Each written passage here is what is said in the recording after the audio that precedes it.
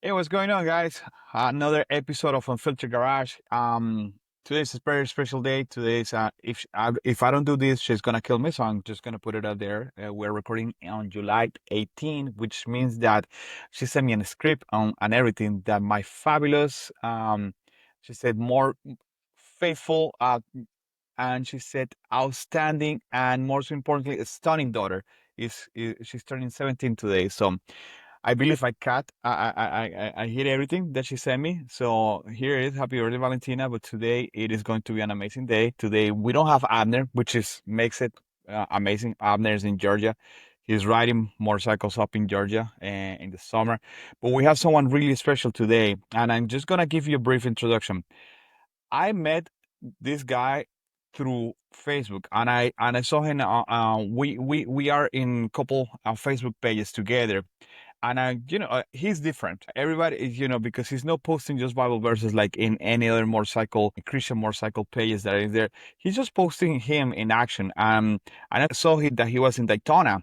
And I miss him, this for Daytona Bike Week, and I miss him. But I was like, man, what such a cool thing that he's doing because he doesn't have a ministry. It's an organization, but it's not a ministry. It's not a club, which allows him to be really nimble and to kind of like talk to everybody and nobody at the same time. So that's pretty cool. So just want to introduce you guys. James, go ahead, buddy. Say hi to the audience. Yes, thanks everybody for having me, and it's my pleasure to be here and talk about what God's doing, right, and how He did it. So He gets all the glory first and foremost.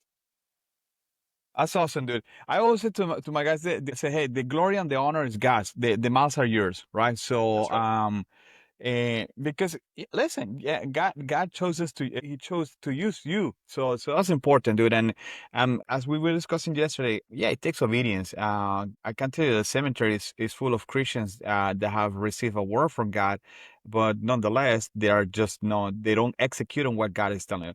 So talk to us a little bit about your organization and what is your organization? What's the name of your organization? Yeah, my pleasure. So James Bittinger is my name, and I call myself the national mobilizer for Jesus and motorcycles, right? So what you mentioned earlier is absolutely true. So Jesus and motorcycles is not a motorcycle ministry, an MM or an MC, not a motorcycle club or even an RC. What we are is strictly a ministry to the motorcycle community. We're a non-membership based organization. So we are a nonprofit, right? But the thing is that we just believe that we can partner and with everybody, right? And through relationship, we have the ability to go and witness and serve and love and share the gospel. So I didn't originally think that that's what the Lord wanted me to do, but it's amazing the way that He structured this organization. And through that, we keep building bridges to different organizations, to different clubs, different riding clubs, motorcycle ministries. And I just believe that, we're all here for one purpose, right? For one kingdom. And if we truly believe that, then why not let's work together to do something? Because all too often I find silos of people, and I just don't see it that way. I have a little bit different perspective. And so my intent is, first and foremost, He placed a love in me for the motorcycle community that's undeniable, right? I can't get away from it. I'll go to a meeting and try and talk about something else, but always my tongue, God takes it, and I end up talking about Jesus first and foremost, and the motorcycle community second.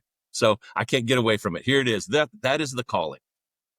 And it's Jesus and motorcycles. Pretty simple. Like I actually love when names are what did you do? Jesus and motorcycles. What is That's what you right. guys are focusing? Jesus and motorcycles. Like it's pretty simple. Let me ask you something, James. You ride motorcycles though. Yes, I very You're much. part. You're yeah. What are you riding? People So wants to know. So yeah, so first and foremost, my current bike, I've got an Electroglide Ultra Limited. It's got 80,000 miles on it, and right next door to it is my good old fashioned. I've got a Softail Deluxe, and it's got 115,000 miles on it. Right, Got so me.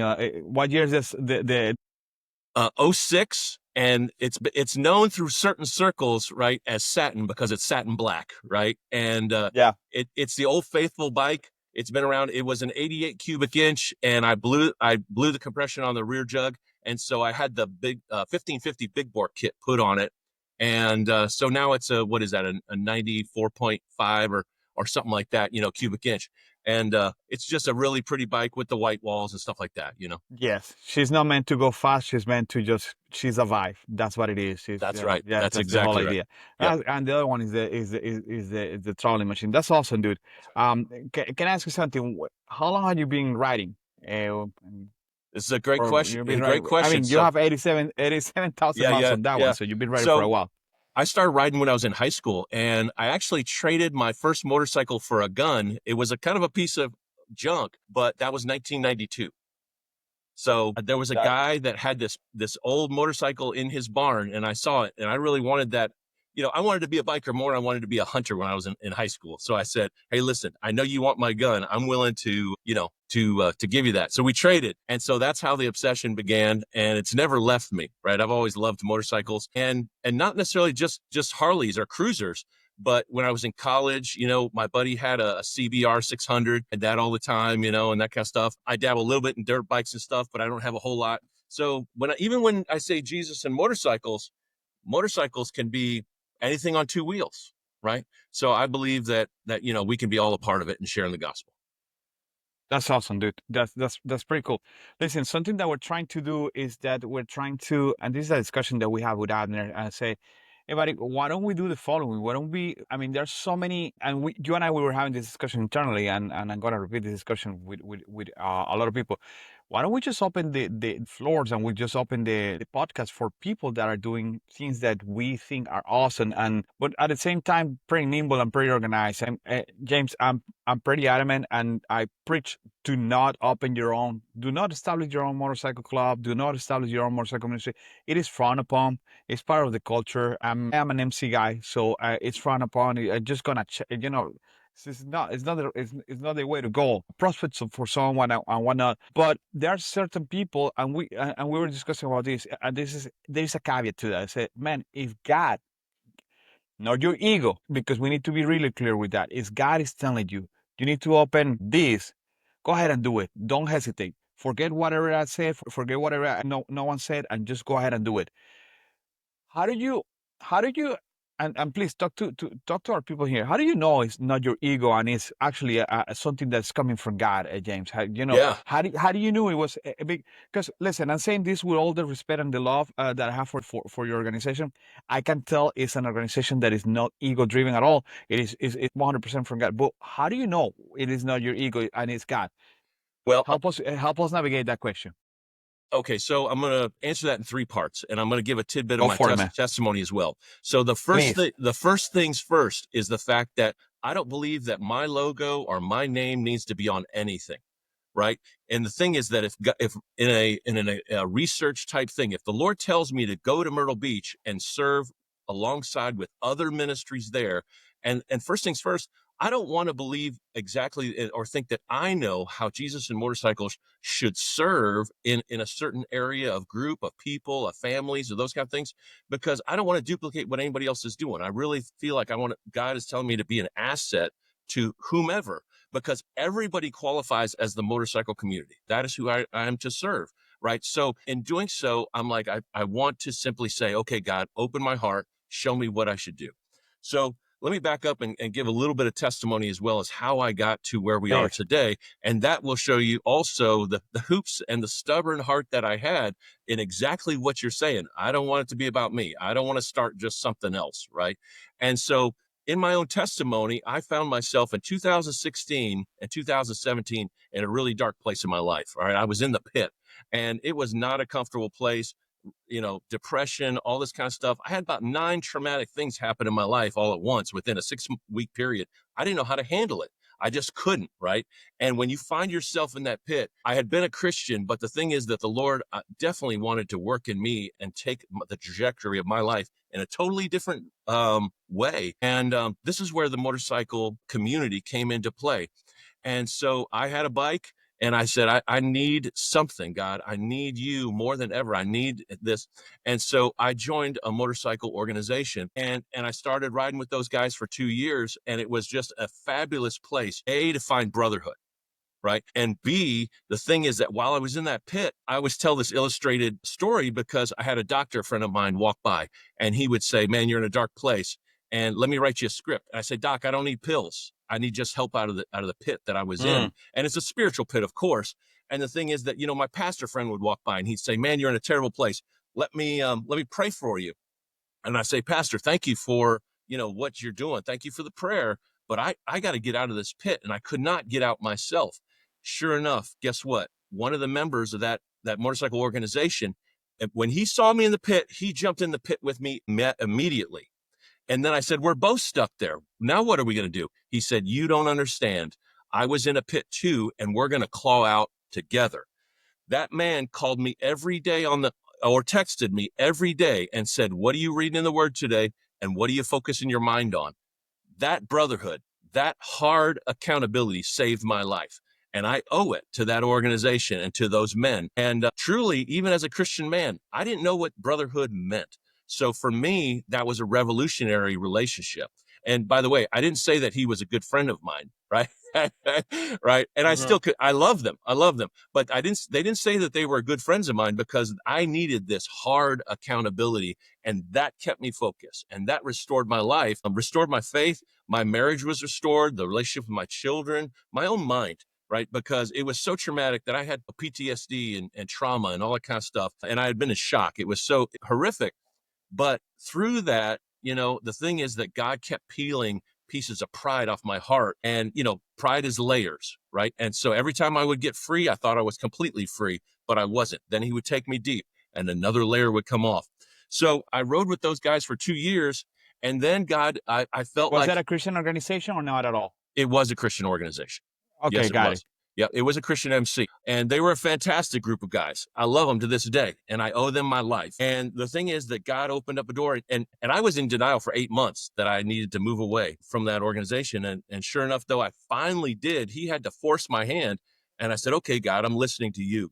So I took some time. I took some time over a year, and I was just, saying, God, what do you want me to do? And sure enough, a door opened up through a sister organization, and they were going to Sturgis, South Dakota. And so they said, do you want to come? I said, sure, let's go. So we went up there. The first thing I ever noticed about Sturgis, South Dakota was the fact that, almost a million people show up, and everybody's bikers. Everybody looks like me and you, and everybody lets their social hair down. It was easy to talk to people. It was easy just to make friends. It was easy to talk about Jesus, right? And we prayed for people and that kind of stuff on the streets. We experienced everything that God did there. And I was like, that's amazing. The next year, a friend of mine who was in a motorcycle ministry had a location up there and a relationship with one of the businesses. And he said, I'm going to set up shop here, and we're going to pass out water, and we're going to pray for bikers. And I said, I'm all in. Let's go. Because I was feeling the tug by the Lord. And so we went and did that. The next year, he lost or he could not longer stay at that location because of his MM. They were calling him to Rapid City. But he pointed his finger at me and he said, I think God is giving you this location. And this is where the answer to your question came in, where I said, God, is this something? Is this you? I don't want any self-ambition.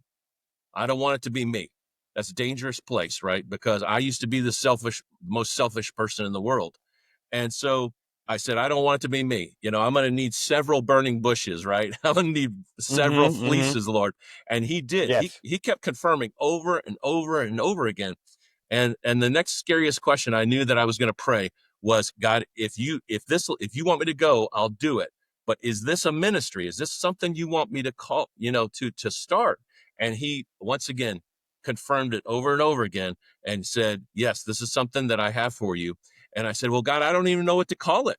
And he said, I have placed passions in your heart for a reason. And that I said, well, that's easy. Jesus and motorcycles. So that's what we call it, right? Is it a generic name? Yes, it is, because we just want to identify with what we're about more than having some kind of a symbol or just a significant name, because it's a blending of our faith.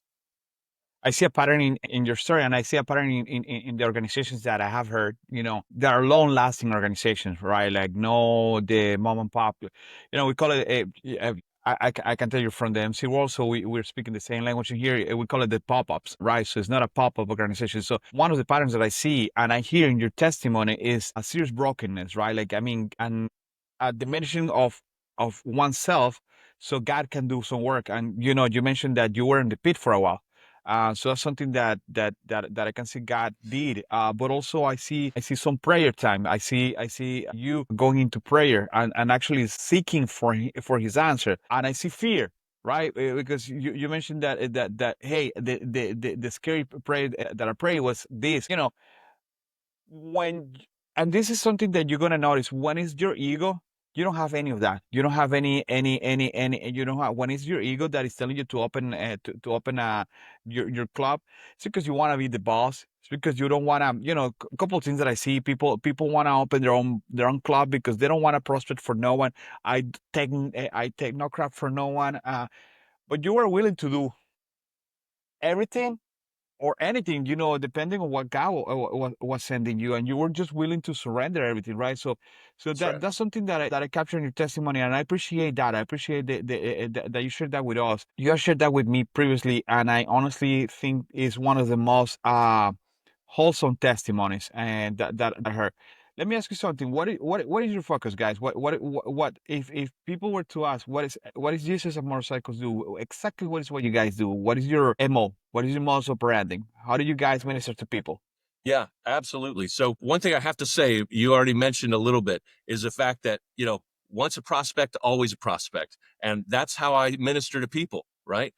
I mean, we're here to minister and prospect for life, not just a prospect to my wife or my children or my family or immediate circle, but anybody. Anytime I get a chance to serve. And that actually goes into here, what you mentioned as far as Mhm. our motto, right? This thing, love, serve, and share. The thing is that I have to love first.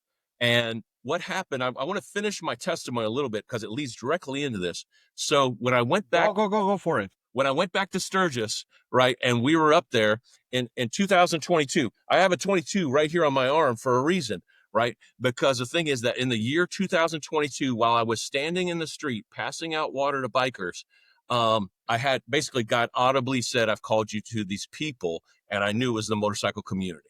Right. The second thing I did was have a vision right there in the street. The bikes that were coming at me no longer were bikes, but a river of people flowing at me as well. Every day, the desire to serve the motorcycle community and beyond has done nothing but grow in my heart. It's unquenchable. I can't get enough of it. I want to be in it. I just want to. And the thing is that it's not that I want to do anything other than love people, right? Because I appreciate the biker community for who they are and who they're not. And the thing is that God keeps doing that over and over again. So we set up shop in Sturgis every year at the same place on Lozelle Street, and we pass out water. Here's one of our Jesus and Motorcycles water, right? And the thing is, it's just got our name on it. And it's a micro opportunity to talk to people, start a conversation, maybe pray for people, maybe pray the prayer of salvation, and they remember us year after year. For the last 3 years, us going back there. So that's what God's doing. And God had to break me. Let me finish my illustration as far as the pit as well. So James, well, hold on 1 second. So you're sharing water. You're not just throwing Bibles at people. No, no way. No way. You're just loving them, right? That's right. That's absolutely. So just I love it, bro. relationships. I love So, it, bro. and I have Relationships. so many testimonies about a bike breaks down in the parking lot next to us, and we have tools. And guess what? We help put his chain back on the bike, right? It's or people are just walking past. The girls are walking past, going to go work at the bars up the street, right? And we're just handing them water either when they're coming home or That's when they're it. going. And we're not That's we're it. not we're not forcing Jesus down anybody's throat. We're Yeah. just simply Yeah. making I love. conversation, being friendly, being A parenthesis to your testimony, man. I was an atheist before coming to Christ. Mhm. And when you say relationship, I don't know, it's beautiful because my church core values are relationships. That relationship with God, relationship among the church, and relationship with people that are not in the church. Before coming to Christ, yeah, I heard about Christ. I have family that were Christian, but they were just talking to me about their faith and their Christianity. Some other people show me the love of Christ before showing me the Christ that loved me.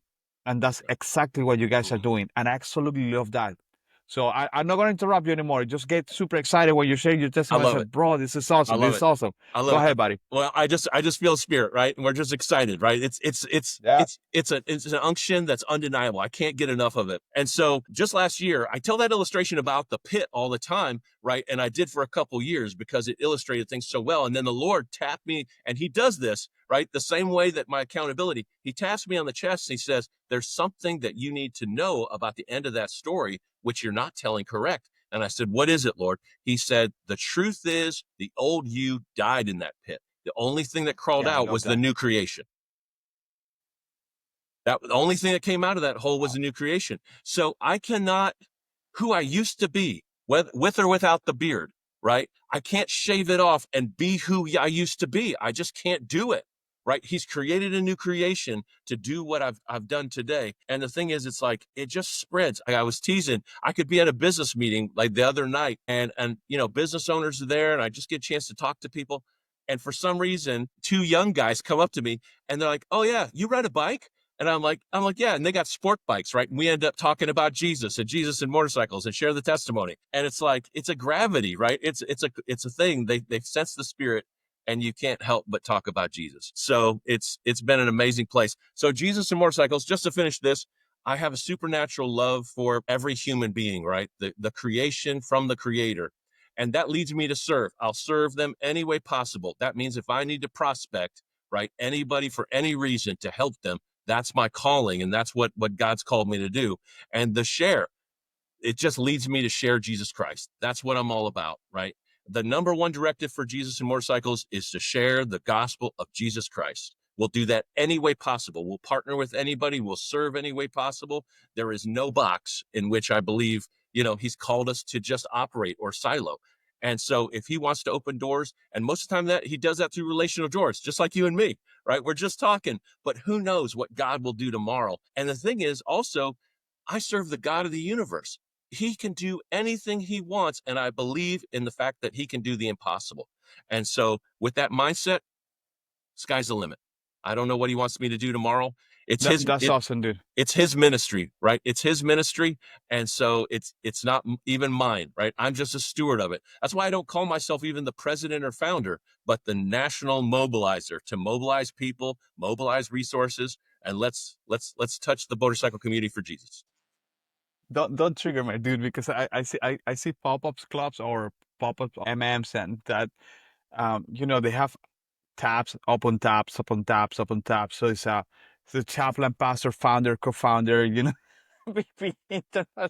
I was like, oh God, what is the new one? International Nomad. I said, okay, so that's what it means is that he gets paid by the club to travel around the world. That's what it means.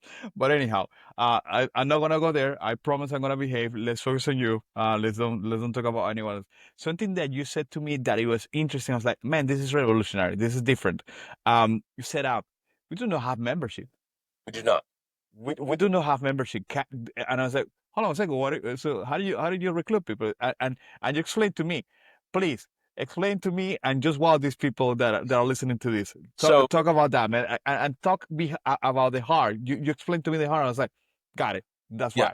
yeah. So the most beautiful thing that the Lord did, and I didn't even realize it at first, right? It was just an opportunity to go and serve and be there. And through relationships, kingdom relationships, I didn't feel inclined to not invite another motorcycle ministry or an MC to come because we have our spiritual alignment, right, with Christ. And I said, would you guys want to come volunteer? Is there something I can do for you? Next thing you know, there's like a collaboration, right? Just to do something. Mm. And so they wanted to know more about what was possible. And in doing so, this last Daytona, there's supernatural stuff. Let me tell you what God did. So 2 years ago, I went to Daytona during bike week, and it was just me. And it was this exploratory trip with Jesus. And I said, I'm going to go. If there's a place to serve, I knew that there was MMs there that I could serve with, and I did. There were some church services happening and everything else. And I went to this evening church service, and there was this couple from the Salvation Army who are in leadership there in the greater Daytona area that I was just drawn to. And I met them. They only had a short period of time. They didn't know who I was, but I said, I'm going to come visit you tomorrow. Could you meet with me at noon? And I said, absolutely. And because there was this, I was listening to the Spirit, right? Praying, fasting. And there was this unction. I was like, man, there is there's not halos, but there's my heart feels like there's something there. So I said, I don't know what, Lord, you want to do. So these folks come out and they talk to me, or I go to their location, and they just sharing who they are and stuff like that. And their faith was strong, right? Their willingness to do what God calls them. And they were so willing to say, if there's something different here, if there's an opportunity during Daytona Bike Week to make a difference, then somehow, they said they thought I came from the Lord, and I think they came from the Lord, right? And I was like, let's put this together. Let's make something happen. So this last year at Daytona, one was that we had a big event on Saturday with several churches, businesses, motorcycle ministries came, everything else. We had a ride, and we raised money. All the proceeds, every dollar went to the after school program for the Salvation Army, right? Because it broke my heart. I heard about kids that were 9 and 10 years old, and they're in the public school system and they still can't read. There's no place in America for that. So I said, what can we? Meanwhile, you're serving the biker community, you're loving the biker community, you're raising money for another organization. That's right. Absolutely. Okay. I just want Absolutely. to make that clear. Absolutely. There you go. And so, it's during Daytona, so we invited bikers to come, right? There's a ride, all this kind of stuff. And so it doesn't have to be about us, right? And the cool thing is that was fantastic. Earlier in the week, we went, the Salvation Army had their van and stuff, and we went to the projects, and they had this outreach there where they served hot dogs and snow cones and all kinds of stuff for the kids with face painting and games and soccer and football and all that kind of stuff. But I invited 2 motorcycle ministries to come, and the guys actually came, right? And so there's probably 12 or 15 of us all, and we brought our bikes up on the basketball courts, right? And we let the pipes cool down, number one. And two, though, the kids from the projects came in the groves, hundreds of kids that wanted to sit on the bikes. We took Polaroids of them and that kind of stuff. They wanted to honk the horn. We turned up the music, and we got to play with the kids. The truth is that those big guys, they were all in tears by the end, because we got to pray the prayer of salvation with some of the kids. We got to pray for families and mothers, right? And all this kind of stuff. Because kids in those projects only have a couple choices. It's either prostitution or selling drugs. I mean, they have everything against them. So the chance to witness to those kids, pray the prayer of salvation, that's enough. Why do I do everything? Because you know what? Maybe there's just one person. Just one person. Just the one. Just one. Just the one. Dude, that's awesome. James, Jimmy from Arizona is listening to this podcast right now. He said, bro, I want in. What do I need to do? What is their next step? Well, the thing is that I have several giftings, right, that I lay before the Lord, and relational is number one. I love people, so I want to work. I want to see your organization succeed, right? I want to see the motorcycle ministries rise up to a place that's never been done before, because just like Sturgis, there's 1 million people there, but in truth, the motorcycle ministries don't even make up a 1.001%. No, you're absolutely right. There's No, not you're even right, there's sir. not even 10,000 of us there, Yeah, right? you're right. So the harvest is everywhere. So I'm not saying that just the rallies, but in your local communities, right? I have a vision for saying, you know what? Let's do this. Why not, your organization partner with the Salvation Army or the Boys and Girls Club or local churches, because we don't need to reproduce everything. I think in a beauty of harmony is the fact that we can unite and say, God, how can we use these resources to touch families, pray for people, right? And even right here in North Texas, for the last few years, we've fed families in North Texas. And what I do is I find out where the mobile food giveaways are. And then I just drive my truck to these mobile food, and I've made a relationship. So I pull up and I'll load the back of my truck with 5 to 10 boxes of food. And then I go hand deliver them to widows and orphans here on my street and in my community. And I just give them a piece of paper and I pray with them. It's just building relationships. And then on top of that, though, I'm also a bridge to other local churches. It's not about my church. I just want people to be connected to Christ, right? Number one. And maybe I tuck a Bible into those food sometimes, if I just feel like it's what God wants me to Yeah. do. But the thing is that praying with people, introducing them through the power of prayer or other things to my Jesus, right? To God. And that all becomes supernatural. Some of the things that we're going to be doing, if you'll allow me, Jesus and Motorcycles has it says outreach ministries, plural. So we have basically ministries that food, we go feed families in North Texas and beyond. We go to rallies or anywhere that there's events, maybe national events for your MC or that kind of stuff. I'd love to get to know nationals and people and just give God all the glory as far as testimonies. But also there is something coming this fall, and if you'll allow me, this is my little commercial, is we have No, our no, no. This is what I want. so here you go. We have our first ever, we have a division for couples through Jesus and Motorcycles called Riding Partner for Life. And Oh, we are going to have our first motorcycle marriage retreat in Rogers, Arkansas, October 3rd through the 5th. We've rented a whole lodge, right? Only 15 rooms. It's very exclusive, but it is inclusive to anybody, any couples that want to come that ride bikes. Anybody who has a cut of any kind is more than welcome to come, right? And the thing is that it's at the same time as Blues Bikes and Barbecue. So we have I'm the the whole coordinator. thingy. Yeah. That's right. I'm the coordinator. We have a professional marriage facilitator, right? The point is that we want to take okay marriages and make them good marriages. We want to take good marriages and make them great marriages. We're not counselors. This isn't for marriages that are on the rocks, right? This is for marriages that want to be better. But we're going to have 15 couples. We're going to go do some social stuff at Blues Bikes and Barbecue out in Rogers, Arkansas. So we might go to good food, great riding, right? And great shopping. And we're going to enjoy that as bikers. But we're also going to have 6 private sessions at the lodge, which, by the way, the lodge sits on the highest point in the entire county overlooking Beaver Lake. And you could see That's gotta be beautiful. 40 miles. Whoo! So it's some of the best riding in the country, right? In my opinion. And so we're going to have our first ever motorcycle marriage retreat. So if you're interested, go to jesusandmotorcycles.com because we'll be posting something this next week about it. That's pretty awesome, dude. Listen, we are getting into yeah, we to the mark when we're just closing this. And I'm gonna post all this information on our social media, and I'm going to keep on just sharing this information on our social media so people get to know you and get to find you. And you listen, guys, this is what I like about Jesus and Motorcycles is that it's pretty organic. They are is honestly, it is pretty similar. You see Jesus in the Bible. If you haven't done it, if you haven't watched The Chosen, you see Jesus in The Chosen. These guys are doing the same on 2 wheels, and they're just kind of mobilizing the resources to whatever God is calling them to do. We have, this is the only thing that we do. No, they put their hands in whatever Jesus tell them to do. So this is beautiful. But any final remarks that you wanna invite someone, any final remarks that you wanna give us, James? Well, I love the word organic. You use that, right? Our organization, I'm led by the Spirit, right? And if the Lord tells us to do something, then I'm going to, take it before the Lord and say, God, is this something you want us to do? So if God prompts your heart, if you'd like to come be a part of one of our outreaches that we have or one of the programs that we are part of, you're more than welcome. There's no, as long as, permission from your group to come, I'm like, oh, for it.